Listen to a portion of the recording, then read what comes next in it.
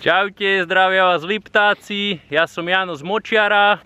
Čaute, ja som Tomáš. Servus, Mike Anor. Ideme vám ukázať, ako otužujeme u nás na Liptove.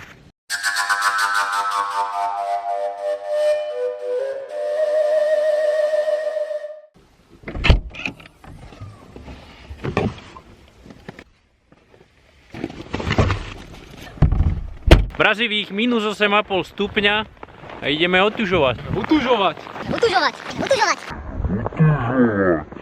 Ja sa idem iba klzať. A few moments later. Som krásnokorčuliar. Tiež také salto mortále. Ideme sa okúpať do tohto malého minibazénika. Musíme si najprv nejaký vypíliť asi.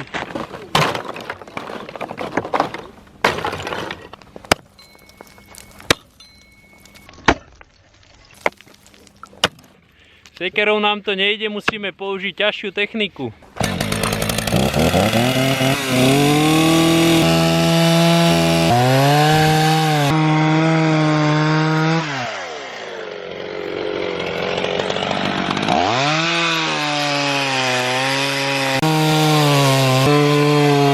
Základom každého otužovania sú plavky, vhodná obuv, vyrezaná diera v lade a chuť na otužovanie. A kocky.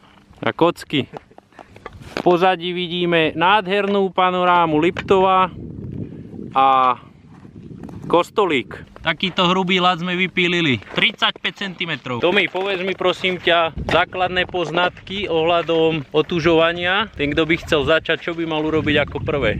Ísť do vody. Pokiaľ chce ísť niekto do vody, že má asi tak 1 stupeň, by mal isto počítať s tým, keď do nej vojde, tak mu vybije dých. A vôbec sa to nemusí zlaknúť. Po 5 hlbokých nádychoch nosom to prejde a bude to v pohode, čiže sa vôbec toho netreba báť. Pre úplného laika a začiatočníka Úplne najhorší je prvý moment. Určite. A u mňa, keď som bol prvýkrát vo vode, to bola asi tak prvá minúta. Začali ma bolieť kĺby. lakte, kolena, tá bolesť po 3/4 minútke prestala a už potom to je pohoda. Prvýkrát to netreba preceniť a treba si dať zľahka minútu a pol max. Krok číslo 1. Vykopte si dieru. Krok číslo 2. Obujte si boty. Krok číslo 3. Vyhovorte sa ešte kameramana, aby ste tam nemuseli liesť. To je tip od Gabčiho.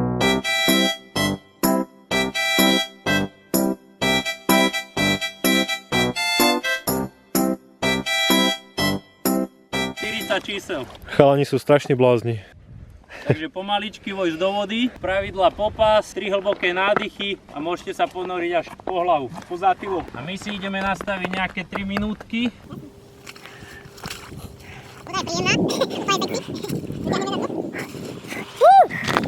Hlboké nádychy.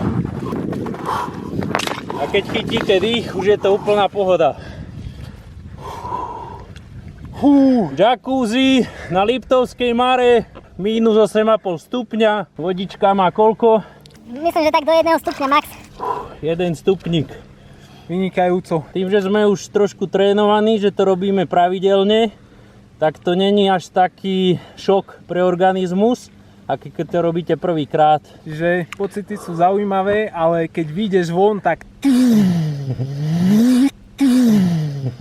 Bomby, endorfíny, mega. Dneska je trošku výhoda, že svieti slnko, nefúka vietor, aj keď je pod nulou, tak tá pocitová teplota není taká výrazná, ako keď fúka.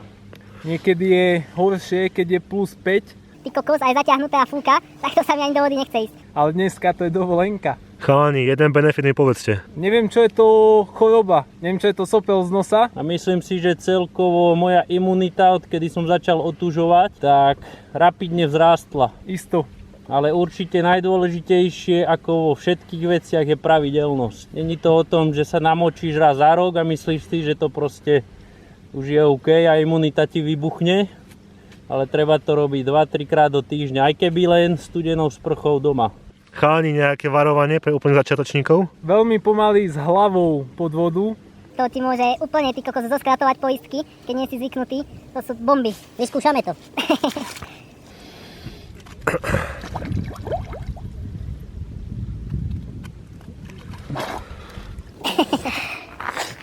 Videl som, nemá.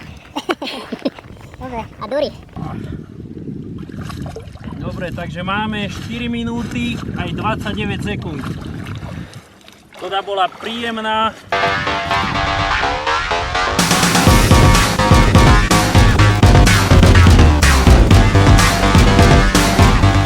A teraz, keď vyjdete von z vody, treba sa zohriať. Čiže drepy, kliky, usušiť sa. Hlavne nevulgárne. Keď už je takto, že je minus 8,5, tak je veľmi dôležité podľa mňa najprv sa usušiť a až potom začať cvičiť. Z toho dôvodu, že tá voda úplne mrzne na tebe. Červený opálený ako dovolenky, ty kokos. Chcel by som povedať. Že takéto luxusné otužovanie sme ešte nemali. Takáto panoráma, ako je za nami na Liptovskej Mare, to je krása. A niečo dodať. Necítim si uši, nohy ani prsty a to som nebol ani vo vode. Takže chalani, veľký rešpekt. Minus 8, 40 cm ľadu. Si vyrezali motorovou pílou, teraz sa idú prezrieť, skúčová holá prdel. Súčasťou každého utužovania Telo sa podchladí a chce sa znova zohrať, takže nám rastie svalmi. Čiže vôbec sa toho netreba báť a ak ťa klepe, tak musíš len cvičiť a ono to prejde. Nikdy sa nesmieš ísť domov osprchovať do teplej vody, lebo ťa poranta. Ty kokos. Bolo nám potešením byť tu dnes s vami. Takže dúfame, že sa vám toto videjko páčilo a budete nás sledovať aj naďalej. Daj nám koment, like a follow Subscribe. a subscribe, jasné.